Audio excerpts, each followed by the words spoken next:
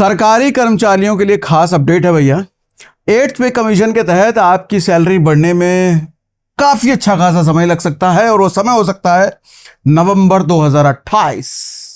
नई डेट है सैलरी बढ़ने की नवंबर 2028, यानी कि ऑलमोस्ट 2029 ही मान लो आप। 2026 निकलने वाला है, कुछ महीने में, 6 महीने में 26 निकल जाएगा, 27 निकल जाएगा, 28 निकल जाएगा, सैलरी बढ़ेगी 2029 से। अच्छा, ये बात जो मैं कह रहा हूं ये कोई पुख्ता सूत्रों से नहीं आया है, ये मेरी एक समझ है, कैलकुलेशन है। ये समझ और कैलकुलेशन किस बिहाफ पे मैं कर रहा हूं, किन डेटा के बेस पे कर रहा हूं, वो आज आपको डिटेल में समझाने वाला हूं। ठीक है भैया,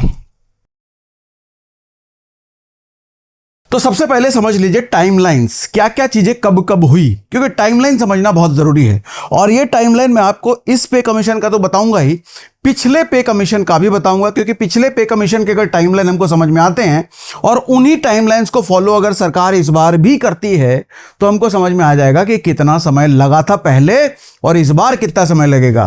क्योंकि एक और चीज मुझे लग रहा है कि पिछली बार जितना समय लगा था बढ़ने में, इस बार उससे ज्यादा लग सकता है। इसका भी लॉजिक बताऊंगा क्यों ऐसा कह रहा हूं।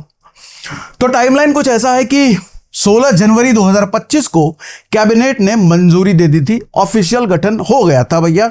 ऑफिशियल गठन हुआ था 3 नवंबर 2025 को। ठीक, इफेक्टिव डेट कागज पर जो लिखा गया 1 जनवरी 2025 से, यानी कि इस दिन से नया पे कमीशन लागू हो गया है। सैलरी नहीं आई है इस डेट से, लेकिन पे कमीशन लागू हो गया है। यानी कि अगर 27 में, 28 में, 29 में जब भी सैलरी मिलनी चालू होगी, इस डेट से जो भी सैलरी बढ़ी हुई होगी आपकी, वो एरियर के फॉर्म में उस वक्त आपको जमा कर दिया जाएगा। लेकिन यहां भी एक बड़ा क्वेश्चन मार्क है कि एरियर मिलेगा कि नहीं मिलेगा। पूरा ही साफ हो जाएगा कि भैया कुछ टुकड़ों में मिलेगा, किस्तों में मिलेगा, यहां भी बड़ा क्वेश्चन मार्क है। यह भी क्यों कह रहा हूं मैं, ये भी आगे आपको समझाने वाला हूं। ठीक, अच्छा, इफेक्टिव डेट तो ये रहा। रिपोर्ट सबमिट की डेडलाइन, रिपोर्ट मतलब जो कमेटी बनी है, जो गठन हुआ है, वो सब रिपोर्ट बनाएंगे, अपना खर्चे का हिसाब किताब लगाएंगे और वो हिसाब किताब लगाने का समय दिया गया है 18 महीने। यानी कि 3 नवंबर 2025 से लेकर के 18 महीने अगर आप जोड़ लो तो होता है मई 2027, तब जाकर रिपोर्ट आएगी।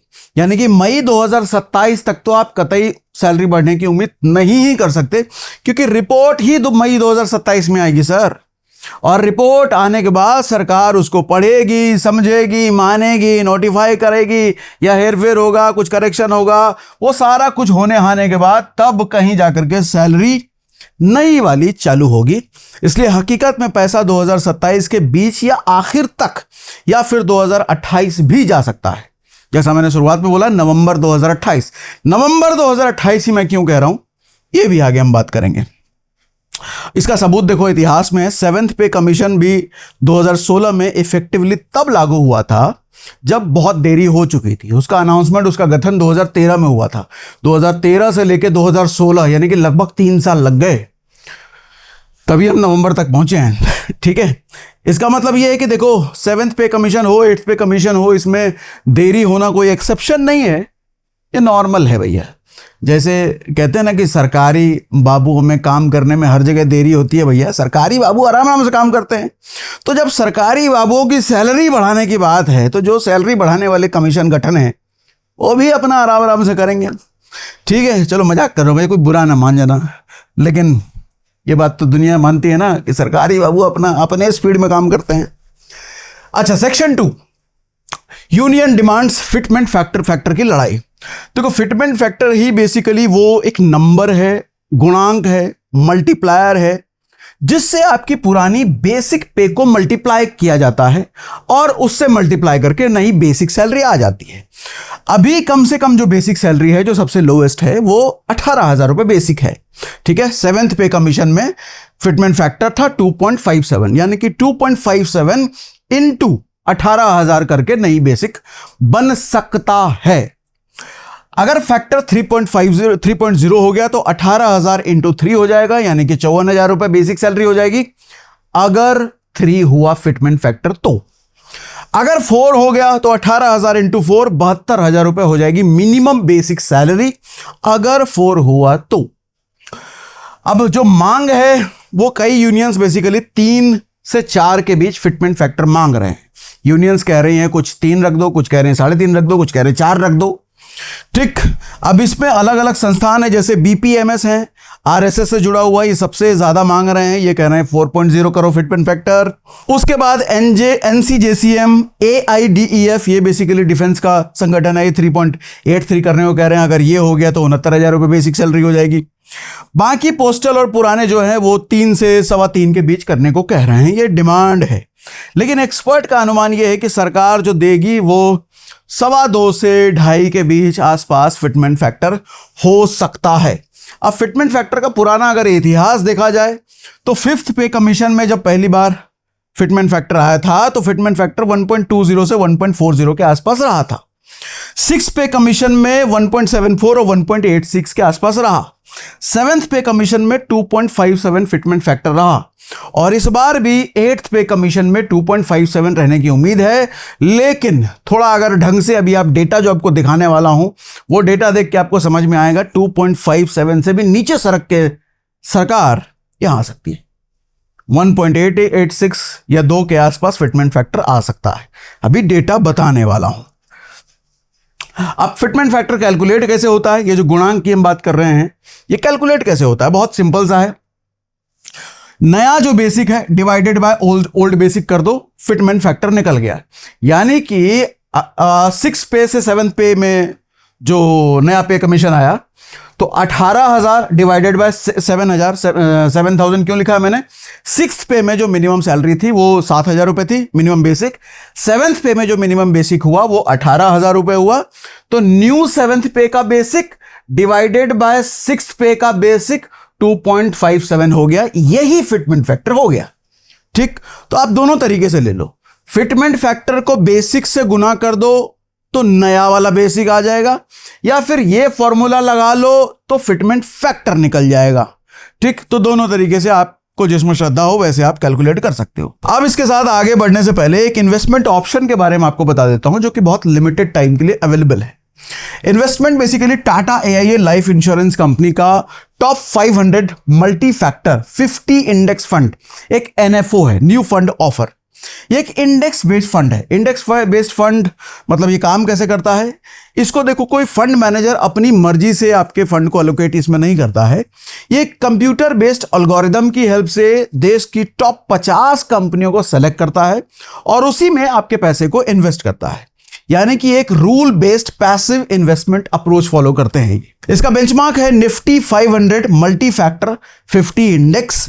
पिछले 5 सालों में इसका हिस्टोरिकल रिटर्न 21.1% है और इंसेप्शन से हिस्टोरिकल रिटर्न इसका 21.3% है। फंड का पर्पस इसी इंडेक्स के परफॉर्मेंस को रेप्लिकेट करना है। यहां पर एक डिस्क्लेमर आपको देना चाहूंगा, पास्ट परफॉर्मेंस कभी भी फ्यूचर परफॉर्मेंस की गारंटी नहीं होती। तो ये सोच करके कि कभी भी इन्वेस्ट मत कीजिए कि पास्ट में इतना दिया तो फ्यूचर में इतना दे ही देगा।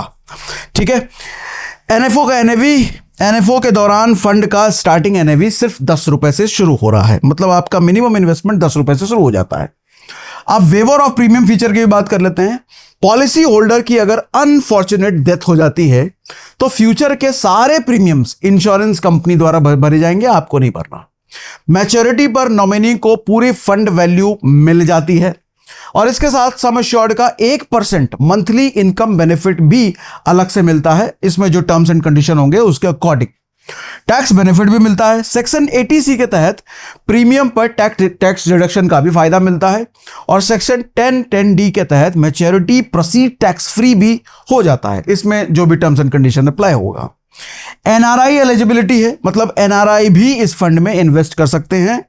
लिमिटेड पीरियड एनएफओ है, ये एनएफओ केवल लिमिटेड पीरियड के लिए ओपन है भैया, उसके बाद मौका मिस कर सकते हैं आप। तो इस एनएफओ में अप्लाई करने का, इन्वेस्ट करने का हमने लिंक डिस्क्रिप्शन और पिंड कमेंट में दे रखा है। अब हम आगे बढ़ते हैं। अब जरा फिस्कल रियलिटी भी समझ लो। फिस्कल रियलिटी का मतलब सरकार के पास पैसा है कितना, सरकार देना चाहे भी तो भी क्या पैसा दे सकती है या कितना पैसा दे सकती है। पहले तो यह समझो कि सालाना बोझ कितना आएगा सरकार पर सैलरी बढ़ने के बाद। तो ये डेटा है 3.7 से 3.9 लाख करोड़ के आसपास सरकार पर एक्स्ट्रा बर्डन आने वाला है। जीडीपी के करीब ये 1.1% से 1.2% के आसपास है। अगर इतना सालाना बोझ आता है तो। सेंट्रल का जो फिस्कल डेफिसिट टारगेट है वो 2027 के लिए 4.4% है। फिस्कल डेफिसिट का मतलब होता है हमारी कमाई कितनी है और हमारा खर्चा कितना है। सीधी सी बात है, कोई आदमी अगर 25,000 रुपये महीना कमा रहा है और उसका अगर 30,000 रुपये खर्चा है तो फिस्कल डेफिसिट उसका हो गया भैया, डेफिसिट में चला गया वो। अगर कोई 25,000 रुपये कमा रहा है, उसके खर्चे ही 20,000 रुपया हैं, तो डेफिसिट में नहीं है। तो हमारा 4.4% का टारगेट है, मतलब हम फिस्कल डेफिसिट में हैं। और कितने परसेंट? ये टारगेट है 4.4%। लेकिन पे कमीशन लागू होने के बाद ये टारगेट 4.4 से बढ़ के 5% तक जा सकता है। मतलब हमारा खर्चा और ज्यादा बढ़ जाएगा, हमारा जो बजट है वो और नेगेटिव में चला जाएगा 8th पे कमीशन आने के बाद। अभी तक आपको लग रहा होगा कि मैं डरा रहा हूं भैया, ये क्या बात कर रहा हूं, हमारा पैसा नहीं बढ़े। पैसा बढ़ेगा सर, वो तो सरकार पर डिपेंड करता है कि सरकार कितना बढ़ाएगी। मैं तो डेटा बता रहा हूं आपको, अपने मन से कुछ नहीं, ये डेटा है आपके सामने जो रख रहा हूं।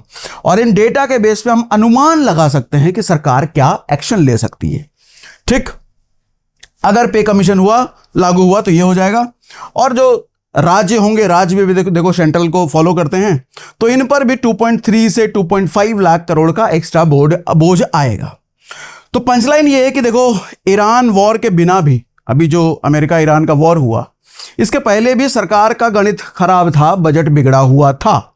लेकिन जब ये वॉर हो गया तो ये बजट और ज्यादा बिगड़ चुका है। क्यों बजट ये ज्यादा बिगड़ चुका है, अब जरा इसको भी समझा देता हूं। इसका नुकसान सबसे ज्यादा CAD पर हुआ है, मतलब करंट अकाउंट डेफिसिट। क्या होता है ये? देश ने बाहर से कितना पैसा कमाया, यानी कि हमने बाहर एक्सपोर्ट करके अपने यहां का बनाया हुआ माल एक्सपोर्ट करके कितना पैसा कमाया, उससे ज्यादा हमने अगर इंपोर्ट कर लिया, मतलब बाहर का सामान मंगा लिया। जैसे मैं बार बार एग्जांपल देता हूं, रेस्टोरेंट का खाना हम घर में कम बना रहे हैं, बाहर से ज्यादा मंगा रहे हैं, तो बजट तो बिगड़ेगा ना। घर में बनाओगे तो सस्ता पड़ेगा, बाहर से मंगाओगे तो महंगा पड़ेगा। ठीक वही है, हमारे यहाँ पे बहुत सारा सामान नहीं बनता है जो हमको विदेशों से मंगाना पड़ता है, और जब बाहर से मंगाएंगे तो भैया पैसा महंगा तो पड़ेगा। ठीक है, जितने डॉलर कमाए उससे ज्यादा डॉलर खर्च कर दिया, यानी कि बाहर से अगर कोई माल हम मंगाएंगे तो हमको डॉलर में उनको पे करना पड़ता है, और हम जब बाहर कोई माल बेचते हैं तो डॉलर हमारे घर आता है। ठीक है, तभी मैं कह रहा हूं कि जितने डॉलर कमाए उससे ज्यादा डॉलर खर्च कर दिए, यही है घाटा, CAD, करंट अकाउंट डेफिसिट। अच्छा, अब डेटा यहां पर यह है कि इंडिया का सबसे बड़ा इंपोर्ट जो है क्रूड ऑयल है। 36% टोटल इंपोर्ट का सिर्फ हम क्रूड ऑयल मतलब जिससे पेट्रोल डीजल वगैरह बनता है। तो मतलब टोटल जितना हम माल इंपोर्ट करते हैं विदेशों से, इसका 1/3 तो सिर्फ और सिर्फ क्रूड ऑयल है। और आपको पता है जो अभी ईरान और US का वॉर हुआ था, सबसे ज्यादा मार हम पर किस पे पड़ी थी? क्रूड ऑयल पे। सिर्फ हम पर नहीं, पूरी दुनिया पर ही पड़ी। सबसे ज्यादा महंगा क्रूड ऑयल ही हो गया। 85% से ज्यादा तेल हम बाहर से ही मंगाते हैं, अपनी जरूरत का 85% से ज्यादा। तेल महंगा हुआ, हमको ज्यादा डॉलर खर्च करने पड़े, क्योंकि महंगा हो गया ना, हम ज्यादा डॉलर खर्च करने पड़े। करंट अकाउंट डेफिसिट और बढ़ गया। अकाउंट डेफिसिट मतलब हमारा खर्चा और ज्यादा बढ़ गया। रुपया कमजोर हो गया, रुपया कमजोर होते ही वही तेल और ज्यादा महंगा हो गया, क्योंकि खरीदते हम डॉलर में। ठीक है, ये दोहरी मार इस तरीके से हमको क्रूड ऑयल महंगा होने की वजह से पड़ा। अब जरा नंबर में आपको फर्क बता देता हूं कि क्या क्या इंपैक्ट हुआ है इन नंबर की वजह से, इस क्रूड ऑयल के प्राइस बढ़ने की वजह से। CAD, करंट अकाउंट डेफिसिट 0.6% से 2.2% ऑफ GDP का 2.2% हो गया, यानी कि 3.7 गुना उछाल, साढ़े तीन गुना के आसपास। ये नंबर्स बेसिकली हो सकता है समझ ना आए तो आप इसको स्किप भी कर सकते हो। मैं आपके साथ डेटा ये शेयर करने का पर्पस मेरा ये है कि आप ये समझ पाओ कि कितने परसेंट का ज्यादा देश को नुकसान हुआ है, सरकार को नुकसान हुआ है। ये नुकसान अगर हम समझ जाएं तो हमको समझ में आएगा कि सरकार हमको कितना देगी भैया। ठीक है, बेंट क्रूड $70 से $90 से $95 प्रति बैरल चला गया, यानी कि 32% ये महंगा हो गया। रुपया 84 से 95 96 तक गिर गया, यानी कि 7% ये कमजोर हो गया। ठीक है, OMC अंडर रिकवरी। OMC मतलब ऑयल मार्केटिंग कंपनीज, जो इंडियन ऑयल है, ये सब कंपनियों का घाटा हुआ। तेल कंपनियों को 30,000 करोड़ रुपए महीने का घाटा हुआ, सरकार ने इनको सब्सिडी दिया भैया, सरकार ने इनको मदद किया, तो उस पर भी पैसे खर्च होते हैं। ठीक, इसके बाद इस पूरी कहानी को अगर आप समझो तो ईरान यूएस की जंग की वजह से स्ट्रेट ऑफ हॉर्मस बंद हुआ था, क्रूड महंगा हुआ था, तेल कंपनियों को 30,000 करोड़ रुपए महीने का घाटा होने लग गया, सब्सिडी का दबाव, मतलब सरकार सब्सिडी उनको दे रही थी उनको नुकसान से बचाने के लिए, देश की बड़ी बड़ी कंपनियां भैया, रुपया गिरता चला गया, फिस्कल डेफिसिट का टारगेट मिस होने लग गया, मतलब फिस्कल डेफिसिट और ज्यादा बढ़ता चला गया, आमदनी अठन्नी खर्चा रुपया हमारा बढ़ता चला गया। ठीक, सरकार को मजबूरन क्या करना पड़ा, इस चक्कर में रिटेल फ्यूल के दाम जमाए रखे कुछ समय तक, लेकिन बाद में बढ़ाना पड़ा भैया। मई 2026 में पेट्रोल डीजल के दाम 3 रुपए प्रति लीटर बढ़ गए, एक ही महीने में 4 बार प्राइसेस बढ़े थे, आपको याद होगा। ठीक है, ओएमसी को सब्सिडी दी, उनको हेल्प किया, फिस्कल डेफिसिट टारगेट 4.4% से बढ़ के 4.8% तक जाने का डर है।